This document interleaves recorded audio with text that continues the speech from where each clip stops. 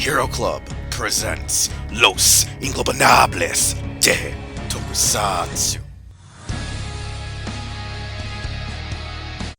Hello and welcome to Los Ingobernables de Tokusatsu, episode 92. I'm your co-host and co-creator of this show, Wheelchair21. And before anyone asks, yes, I do technically have a sore throat due to having a really bad cold. But right now, I'm out of that phase, so I might have just a bit of a grogginess voice, but it should clear up over time throughout this episode. Don't lie, we all know the real reason is because you just want to sound like you're weaker in this episode than others. No, it's just weirdly offbeat, still how my throat wants to act, because now, out of nowhere, I'm doing fine. Anyways, with me Maybe tonight... it's just the way it's recorded, because we all sound off whack. Yeah, but anyways, as you can hear, my co-host for tonight is obviously SoundOut12. I ate pizza. And also joining us for at least the first third of the show is the Visible Ninja. Hey ho, folks. Yeah, so tonight on this episode, we're going to have another Ultraman-centric theme for most of the show, practically all of the show, since even the news is mostly Ultra-based. Alright, so we got some great things going on. Like I said, we got some Ultraman news when it comes to a new figure. We got some stuff about the YouTube channel. We got some stuff about those Mill Creek DVDs, Blu-rays, I should say.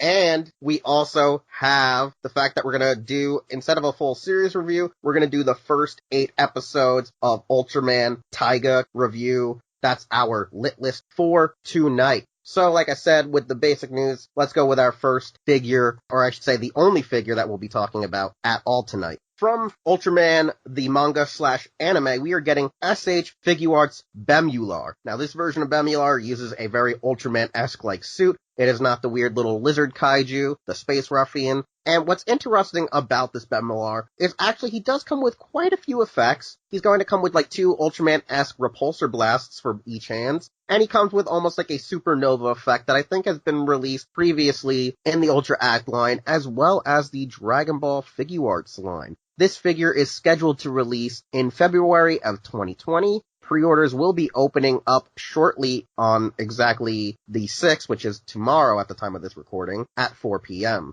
So like I said, we're recording September 5th, so that's just a little heads up for anyone paying attention here. And that's literally the only figure news. As for the Ultraman YouTube, they've now made their channel entirely region unlocked. Like, you now don't have it that you can only see certain items. You can now see the entire archive, and they're intending to put, like, closed captions on a good portion of the archive and newer uploads. Specifically, right now, they're actually uploading the Ultraman Festivals. Right now, we have Ultraman Festival 2018, Part 1. We're unsure if they're going to release the other parts of the stage show itself, because, like, how the stage shows normally work is that usually I think Part 1 is the main act. The second act is usually not either another suit show, but usually either if there's actors there present, there's usually, like, you know, like a small Q&A kind of thing. So it might be stuff like that, like similar to like the Super Sentai musical shows where they do either stage shows mixed with actual concerts, mixed with actual like cast panels. So we're not sure how it's going down, but from what we know is they're going to be working backwards towards releasing them. And that's what we know thus far. So what's your guys' thoughts first off on the figure and the new Region Unlocked YouTube channel? Metal, you're first. Oh, thanks, man. Tsuburaya, you continue to do everything just right, cause they're just hitting on all cylinders. Like, the YouTube channel, it just makes sense in this day and age, something Toei could take some hints from, you know, since they have the intern upload Zero-One and forgot to region lock the thing for like a day and a half. Although they didn't put as much work into it, cause Tsuburaya stuff actually has English subtitles. And yeah, they didn't sub the songs for the stage show, but hey, you know, can't win them all. Still, the fact that the dialogue's dubbed is huge. So yeah, Tsuburaya, like, they weren't lying when they said they were going to be pushing hard into global markets. Tsuburaya, they're the winners of the game. Alright, so your thoughts, Sounded, I guess, since you're singing a weird song to Tsuburaya. Your thoughts on the figure on the YouTube channel. They know what they're doing here. No, seriously, like, this is like, how do you expand westward? You let people watch the shows. It's pretty dang simple because Gundam and Ultraman figured this out, and Toei's just like, yeah, let's just take down Zero-One. Why should we have that available for anyone to watch? Wouldn't like anyone to give us money. That's pretty much all I got. Tsuburaya is just, they're doing so good. Alright. For me, I guess like we're all gonna probably agree since we're gonna avoid the figure art right now, because it's just a figure. It's good that they're releasing it. 77 It's a yen. figure art of a Yeah. character I hate, so I really just don't have nothing to say I about was gonna say, now do you only hate the character because you've seen the anime or not read the manga? it. I've seen the anime and I've read some of the manga. Alright, because I was gonna say, in the anime, he's not that great. In the manga, this is a bit more to his character. But anyways, I mean, I'd like to have it, but it's exclusive, so, F me. As for the region unlocked, that's a good thing that supposedly they're gonna be putting closed captions up on their stuff. Like, they didn't really explain how it's working, if it's just the They stage did shows. say that thing about Taiga being released worldwide in 2020. Is this Yeah, a precursor to it? Maybe this is a precursor, because, like, it would be a good idea to put it up on their YouTube channel, at least some of the shows, because they already simulcast the release of it in their own country, so it's like, when it's done airing on television, they put it right up on their YouTube channel, so you can see it raw, but you can't see it subbed. So I think that's what's going on. I think this is also, like you say, a precursor to the fact that we're gonna have the new generation fight series, the new miniseries coming out from Koichi Sakamoto and Tsuburaya Productions being subbed and allegedly dubbed. Well, maybe that's how they're gonna actually distribute that too, is doing a similar style. So this is probably the testing grounds. They're gonna use the festivals first, like the stage shows. Then they're probably gonna go back and go, hey, maybe we should go and sub all these other shows that probably weren't just licensed yet. Maybe the only reason they're making it region unlocked is because the shows are going to get Blu-ray releases in North America. They don't think people are going to actually watch the Raw since there's no subs and go out and buy the DVDs. So they go, oh, well, if it's still Raw, the Japanese-speaking cultures like in Asia or, the West Coast of America can still enjoy it without having to worry about it financially, like, tanking their Blu-ray release for Mill Creek in North America / possibly Europe in the future, since there's possible talks of the European branch that it worked with Mill Creek to get this deal will probably distribute it there for, like, say, the UK. I have a question. Okay. So, is this really more of an idea of a two-pronged strategy where we have Mill Creek releasing Blu-rays, as well as the fact that they're releasing it digitally for digital purchases on digital platforms? And so releasing the shows raw to watch worldwide on YouTube kind of gives people a taste for a show without being able to fully watch it for free, and therefore getting people to want to purchase the series to watch it with subtitles. Because the Gundam strategy with Gundam Info is that let people watch the shows so they can buy the model kits. But with Ultraman not having that full distribution of all of its toys and merchandise over here, it would be smarter to kind of say, hey, let's let people watch the show raw, and then if they want to get the full story, they can buy the series itself, which will drum up interest for those older shows that people may not have seen anything from. You know what? I think you got a good idea, but I want to hear Visible Ninja's take on your thing. Visible Ninja, what do you think about SoundOut's proposal? Honestly, that sounds exactly right. Like SoundOut touched on, Bandai's done really well when it comes to the Build Fighter series, doing that kind of releasing model. And not to mention, you're not only going to draw in, say, the softer fans, ones who know what it is, but haven't really ever watched it, but you're also going to get in people who are just kind of bored and just want to watch some, men in rubber suits beat on monsters in foam rubber suits and etc. So you're also going to get in, like, even non-fans who had no idea what this was before. They're maybe going to get interested because it's readily available, it's subtitled in English, and it's through an official source. So it makes all the sense in the world to go this way. So, honestly, I think SoundOut's 100% correct, and I wholeheartedly agree. Alright, so I'm going to give my take on it now. I do believe that the actual idea is sound. I think what SoundOut says, it will work in that case, similar to like Visible Ninja and him agree on that. It's kind of the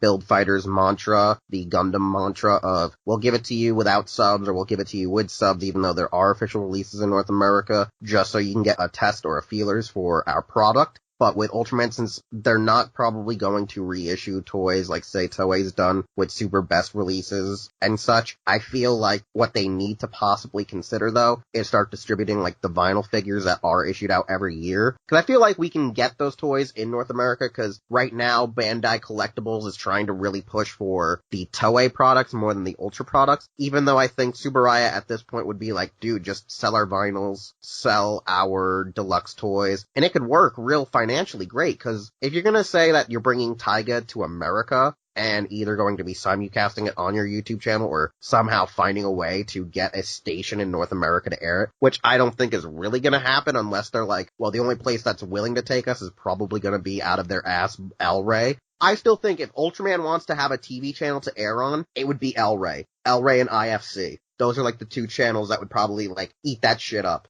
They would be like, we'll take it subbed, we'll take it dubbed, we'll show it however you want to show it. And I think it would work, because I know freaking L-Ray did try to give itself a children's block at one point, which was just using retro 80s, late 80s, early 90s cartoons that a lot of people like Biker Mice from Mars. So like, I feel like they could shoehorn in an Ultraman release somewhere there. I feel like you could still sell the toys here, like I said. You got Bandai collectibles right now. You could get vinyls. You could get the Taiga Spark out. You get whoever's coming after Taiga. You got the figure arts. You could start selling actually the prop replicas, and they could start selling the actual Ultra replicas in America, whether they are retail, whether they are exclusive, and reissue ones that were only made available in Japan first, now here. That would work so financially great for your Western audience, because if they went back and said, well, we already made Tiga Gaia Dyna, and their Blu-ray sets aren't out, they could even try, like, offer special edition collections for their DVDs with the Ultra Replica series. And we'll talk more about that in just a minute, since while they have Region Unlocked, even though Mill Creek didn't officially announce it, they have like a flyer up someplace at some expo. I don't know what expo this is at. This is a flyer that wasn't like snuck out of the facility. This was at some convention they were at that the flyer was at. So either someone leaked it before they got to reveal it at a convention, or they just had it up at their booth and haven't put anything up on their website yet. So, guys, I think that's time we should talk about the great Blu-ray collection that we're getting now. You This mean thing is- how I don't need to buy anything else Blu-ray related except Ultraman for a while, because I'll be perfectly satisfied with content to consume? Yeah, no, because... Shazam! Yeah, let's just talk about this. We have the 2019-2020 release. This is going to be one long list. We have in November, Ultra 7. Now, if you think about it, we have 3 series that were previously released on standard definition DVD by technically Chayo and Shout Factory and Mill Creek before, but now we have them all fully through Tsuburaya, Blu-ray, Steelbooks, and standard editions. So we have Q, Ultraman 7. But also coming with 7 is Ultraman Orb, the TV series and movie in one combo pack, and Ultraman Geed, the series and movie in another combo pack, all scheduled for November. Then we're not going to get anything for the entire release of winter. We'll get a spring 2020 wave of Return of Ultraman, Ultraman Rube and the movie, Ultra Fight Orb, which is an asterisk that we will address in a moment, Ultraman Ace, and then 2020 summer, Taro, Leo, Zero, the series and movie, which is very questionable. That's another asterisk right there of us needing to discuss those 2 releases, and Ultraman X series and movies. So I'm going to throw this over to Visible Ninja on his thoughts of the entire roster from this November all the way to like probably August of 2020. Oh lord, words are just, they can only convey like 1/10 of what I feel about this lineup, because Ultra 7, November, can't wait for it. Ultra 7's considered one of, if not the best of the Showa Ultraman series, and I can't wait to get my hands on that steelbook. I've already got Ultra Q and Ultraman locked down, so I can't wait. But not only that, some of the new generation stuff, like Geed and Orb, so soon. Not to mention the series and the movies. Like, holy crapola. Again, Tsuburaya isn't playing around. They're going balls deep. And it is insane, yeah. And not to mention, obviously, the upcoming stuff. We're getting Jack, or, well, Return of Ultraman. I know our good friend Tomo will love that. Ultraman Rube, series and movie, insane. Ultraman Ace, Ultra Fight Orb, but we think that maybe is a mistype, I don't know. But yeah, after that, summer, you got Taro, you got Leo, you got X, you got Zero, which I'm sure is going to be a couple of movies and maybe like Ultra Zero Fight and such.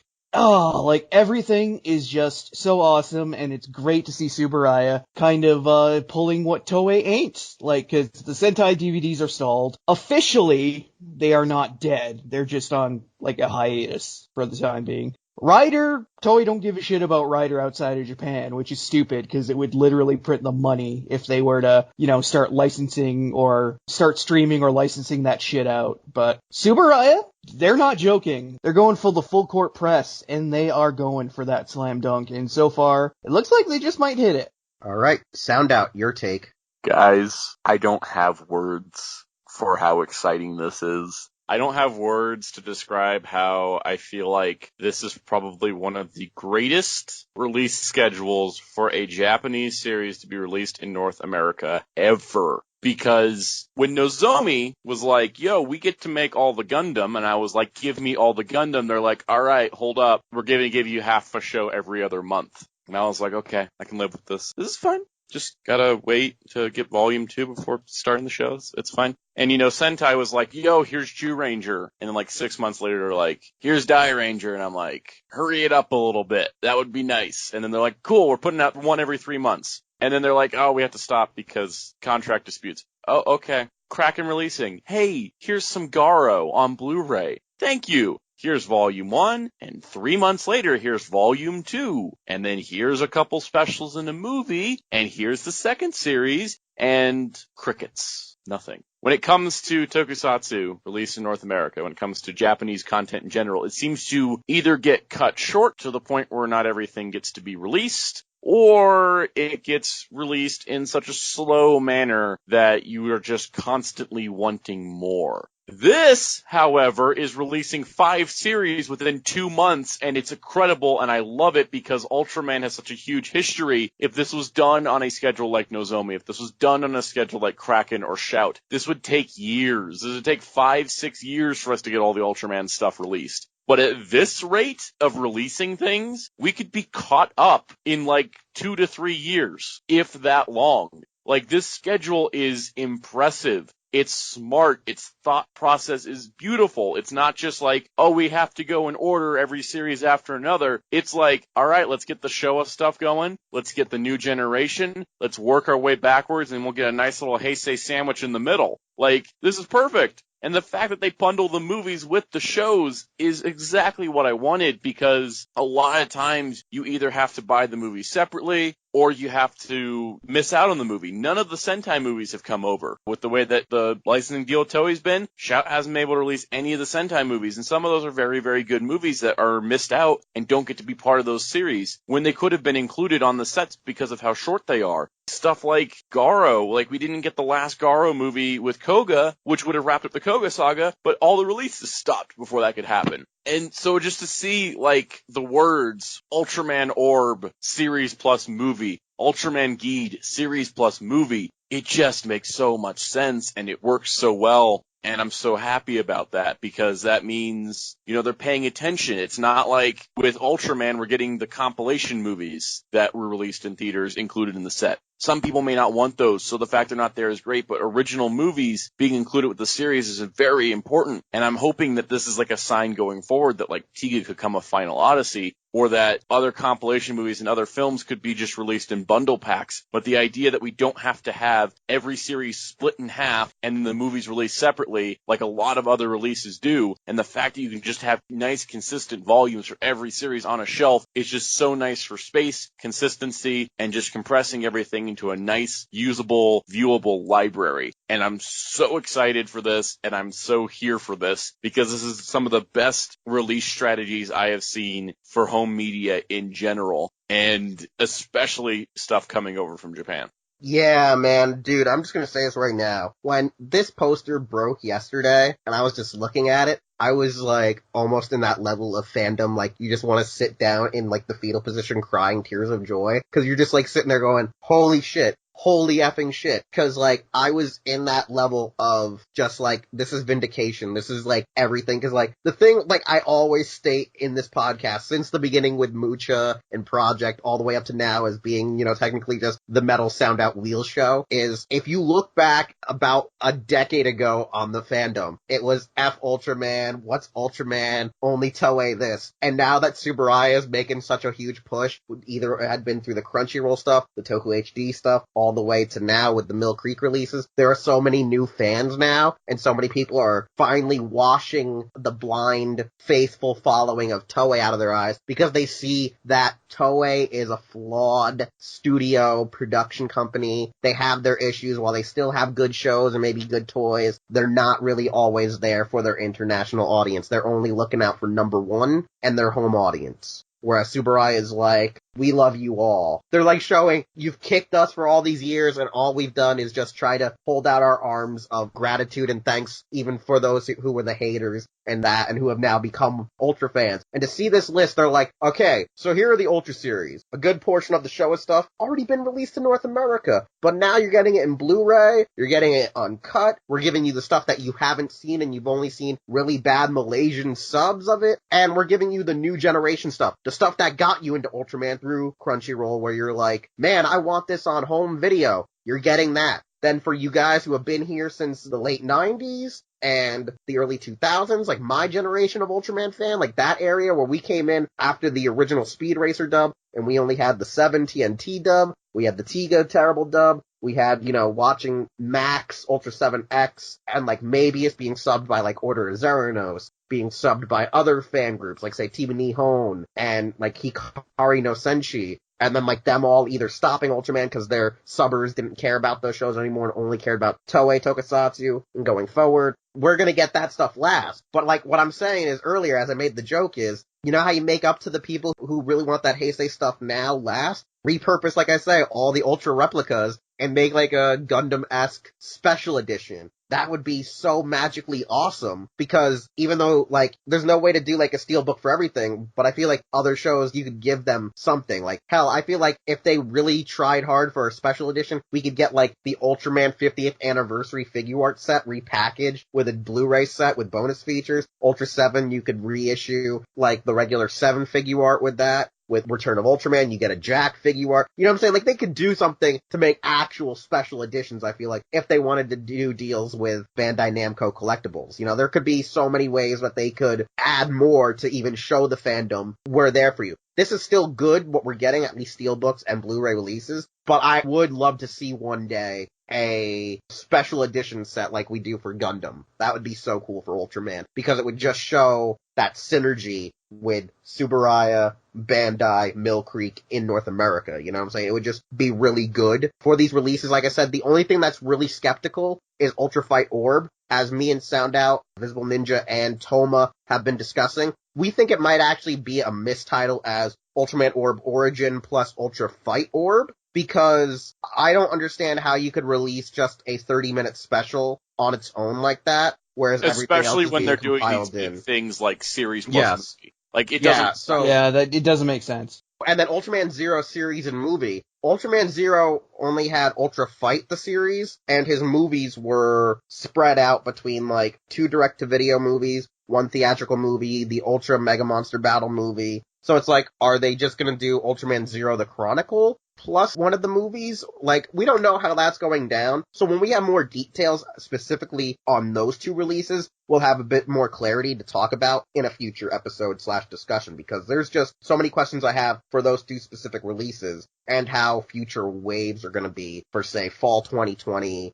or spring 2021 and summer 2021, since it seems like they're not going to do real winter releases because of the holiday season kind of thing. They want to get all their releases out before them to sell at that time. So overall, this wave that, was at, I guess, maybe Dragon Con at Mill Creek's booth or wherever they were at, some expose, is going to be great. All I know is, once we get all those other Heisei shows that I love, good things are going to happen, since practically majority of the Showa era is done by summer next year. Because, like, there are a few other exceptions, like 80, but, like, right there, that is the gist of really what most fans need for your Showa era. Overall, this is huge. Waiting on pre-orders. They should be out probably by the time this episode even airs. You're welcome.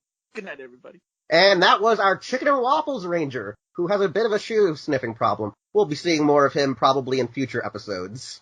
Alright, so we talked enough about these DVDs. Let's get to our main discussion, which is going to be Ultraman Taiga, the first 8 episodes. この地球に宇宙人が密かに暮らしていることはあまり知られていない。これはそんな星で出会った若者たちの奇跡の物語である。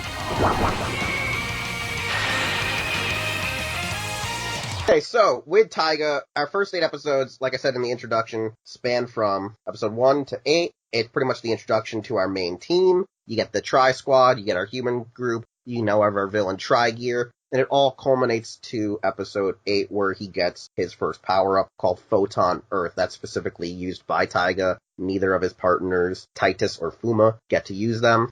And what's interesting about this show is it opens up in a space battle between the new generation heroes versus Tragear. They're battling him, the Tri-Squad shows up, they get involved, and practically Tragear eviscerates them, so we think. It's kind of like that prologue in Ultraman X where X and Grieza kind of like sort of kill each other, and then we find out X has just been kind of like hibernating for like 15 years when he finally reawakens as like being connected to Daichi. So in this case, we have Taiga, who is connected now to this boy called Hiroyuki, who is a member of E.G.I.S. I forget what the full acronym stands for, but It stands for... Yeah,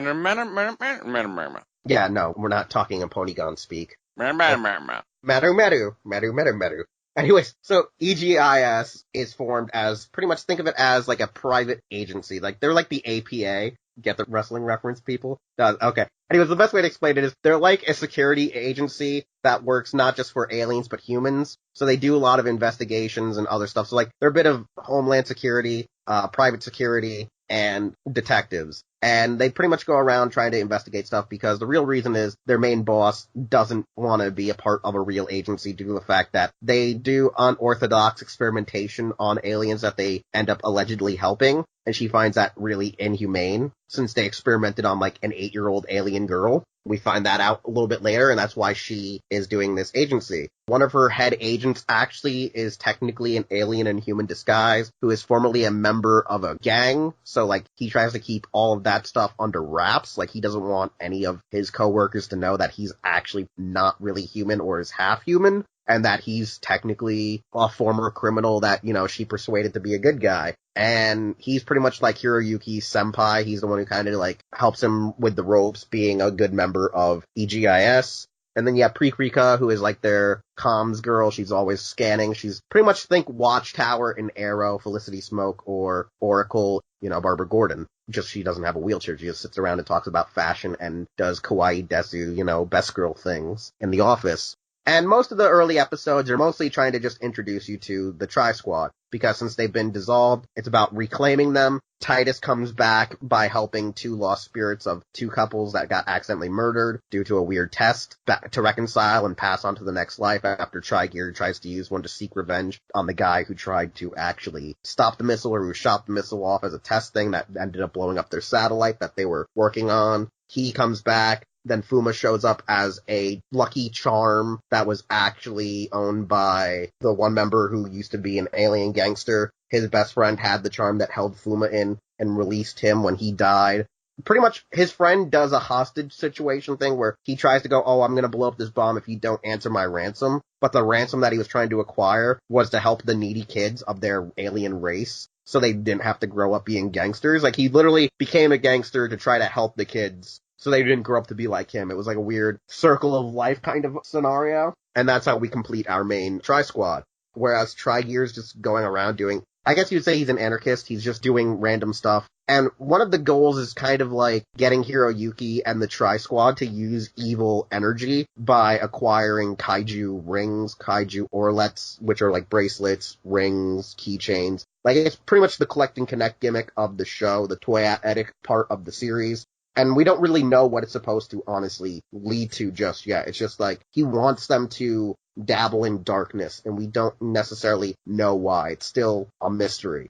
And as the show is still progressing, we find out that not really much is going on. There's more questions than answers, like I said, with Tragear, and it all leads to them working a bodyguard shift for this one girl who's actually a really good psychic. Like, she's like some kind of medium who has very supernatural abilities, where she's also the reincarnation of an ancient priestess that sealed away an ancient super kaiju called Night Fang, who in actuality is based on a Cthulhu-like mythos eldritch abomination. This thing comes back to life and starts wrecking the world, and it's like a huge 2-part event where it breaks out and it starts decimating Japan, starts trying to kill people, devour them, and it leads to the ancient reincarnation of this girl, this priestess, as this new pop idol goth horror girl, to unleash the power of the earth in the form of a sword that takes the new form of the keychain that creates Photon Earth, which is Taiga's power-up. Taiga's power-up as Photon Earth. Think of it as like a silver Makai Knight with golden embroidery, where it also looks like a myth cloth of Saint Seiya just covers him.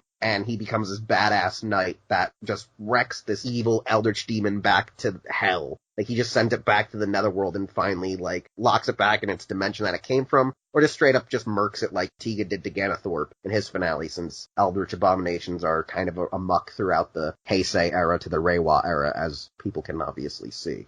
So, our main introduction is a pretty good one, pretty simple one, but it does have, like I said, a lot of questions that need to be answered. Soundout, what's your thoughts on Taiga episodes 1 through 8, our introduction?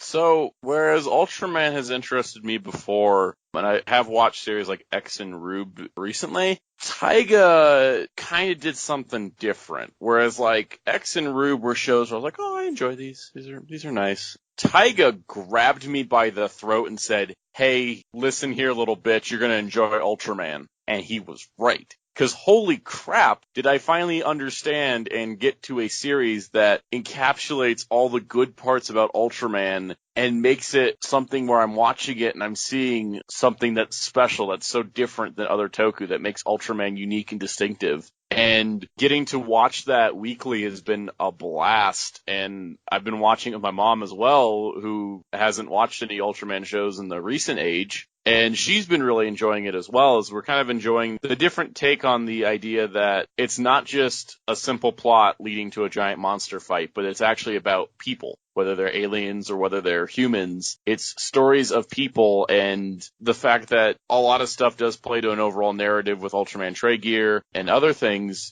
A lot of the stories are kind of like self-contained stories about people's lives, and it's that very like deeper connection you can get with characters because you get to see more personal stories with them that really like makes the show great, and was what I've really enjoyed about it. Not to mention the fact that I think having 3 different Ultramen in the series instead of having a bunch of forms for Taiga, I think having the Tri-Squad themselves, I think, are great because their personalities play off of each other to form a nice, well-rounded team. And so that aspect, I think, makes the show very unique from other Ultra series. And so it does give that more variety in battle without having it just be like, oh, here's this one Ultraman, you can just turn into a form to be heavy or turn into a form to be speedy, but instead has just 3 different Ultraman that we can use. And so a lot of that stuff is what's making it really fun and enjoyable for me to watch. And it's honestly, I think, one of the more solid Ultra series that I've encountered. I want to say this right now, when they did the Deno aspect of, like, the Ultras being his Imagines, and not making it that they fully possess him like, say, Zero does Raito in Ultraman G.I.S,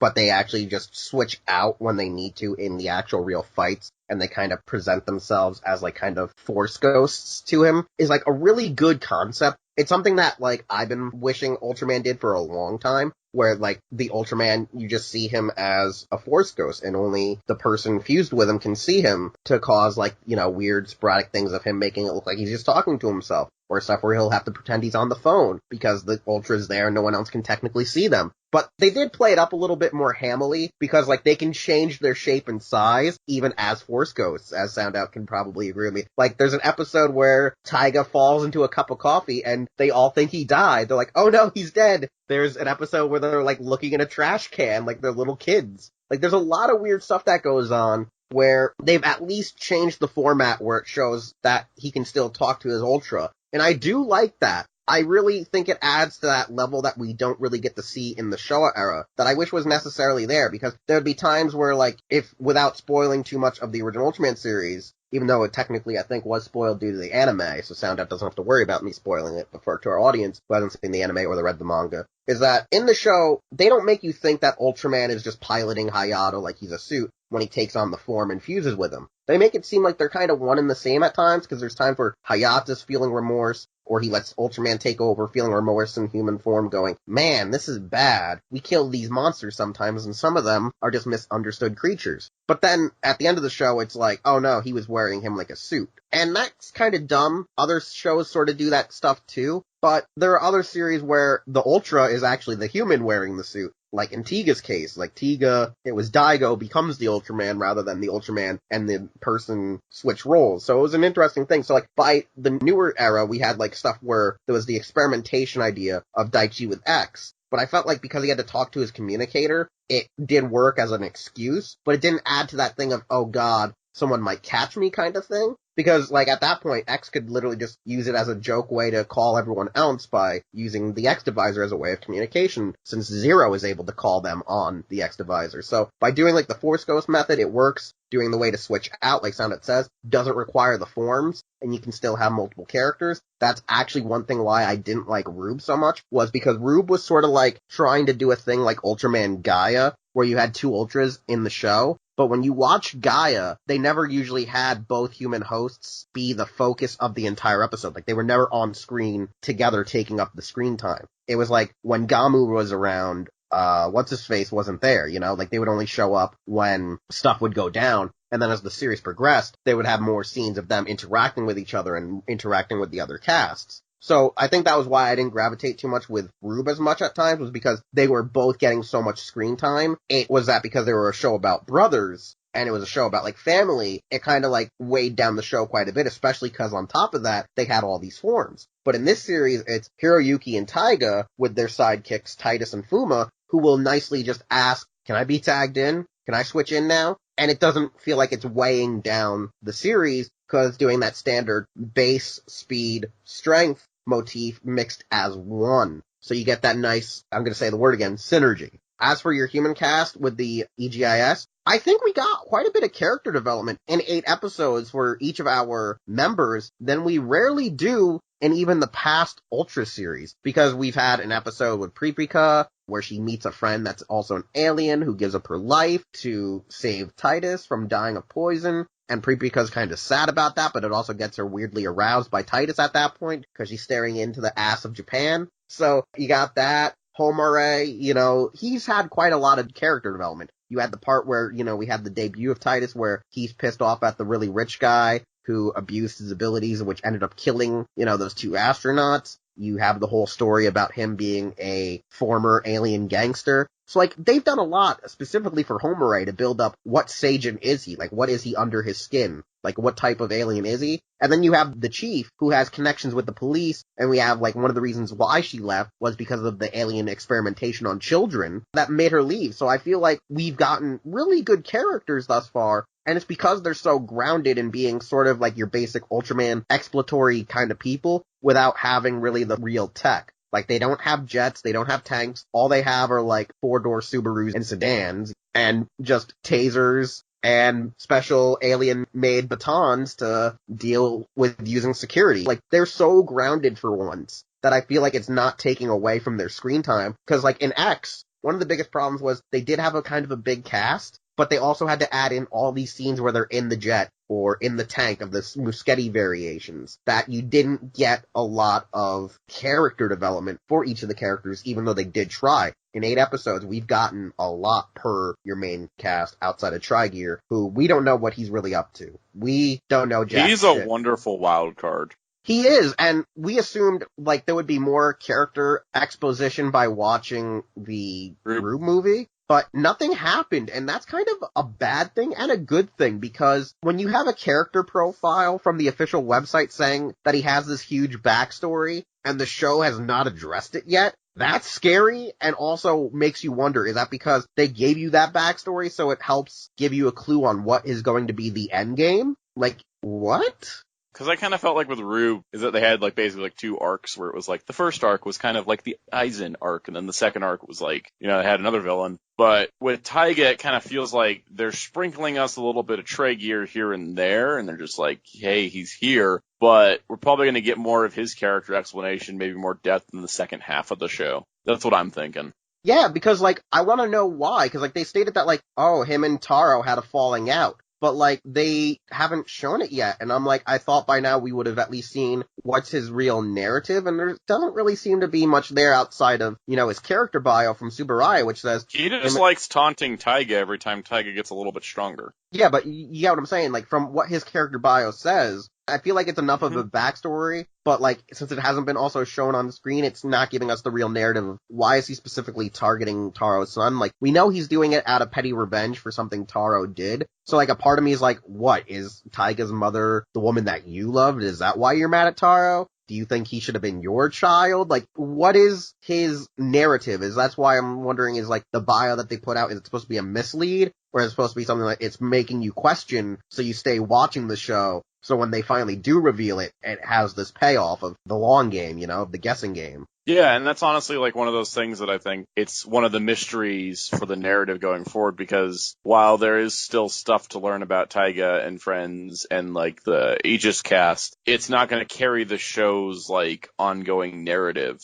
Like with Traeger only coming up every once in a while and doing something, you're like, wait a second, why is he doing this? And it starts asking you the questions, and it's like it will keep you engaged and involved while they do kind of like, I feel like more of the characters for Aegis characters and Hiroyuki and the Tri Squad is like they get kind of more of their development now, while Trey Gears will get his later when they've got a invested audience. Yeah, because one thing that I want to talk about that is also a really unique thing that the series does have that it has been doing constantly in the show, which I'm wondering how well it will play up, is the secondary villains of the series. Because if you've noticed up to now, Alien Magma and Alien Babalu is the blonde-haired, blue-suit gold guy. Magma is the one with the silver stuff. Like, they're pretty much like cousin alien races in the lore, but if you notice, like, they work for this weird black market trades things where they'll be sending kaiju down to Earth and then send another kaiju down to fight it and be like, alright guys, here's the bidding on the kaiju this week that we're gonna have you guys vote on. Like, what do you want this kaiju? How much are you gonna pay for it? Like, I kinda wanna know what's up with the black market arms dealing kaiju sellers, like the ones that are selling like these weapons that are like, I guess you would say they're the B villain. So it's like, what are they to the show? Are these guys going to be just reoccurring characters throughout the series? Are we going to have like a plot lead up to something in Arc 2, Arc 3?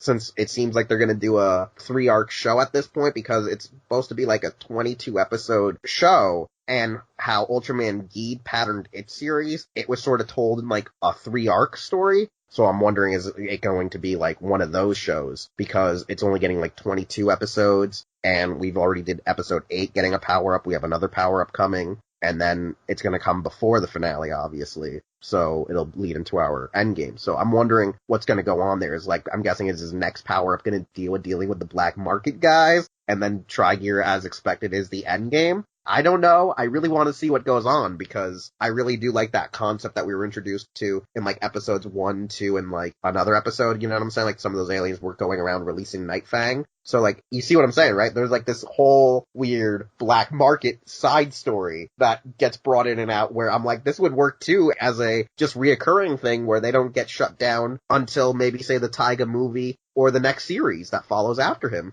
Yeah, definitely. So I'm hoping that with Ultraman Taiga is like, if we are playing the long game with Traeger, that we do get kind of more resolution within the series itself instead of having to wait for the movie. One of my biggest problems with Ultraman X was the fact that it felt like the movie was like the last 3 episodes of the show just as a movie, because the series itself didn't have like a well done conclusion. Whereas Rube's movie kind of felt like an extra additional adventure that can play off of what happened in the final episodes, but still let the show kind of stand alone on its own and the movie just be additional material beyond that. So I kind of hope Taiga goes down that route, because basically leaving us to trying to get conclusions from the movie would not be ideal. And then a lot of the setup there would be kind of lost in the long run. Yeah, because like I feel like the movie would only work for obviously the black market villains, because it's kind of like what happened with Ultraman G doing like closing statements for one of the orb villains that were mentioned earlier. Because like there was this whole thing about like, oh, this guy's running wild, and he's the one who sends the Galactatrons from planet to planet. So, like, they closed up the Galactatron story using the G.I.S movie, because it was still a crossover with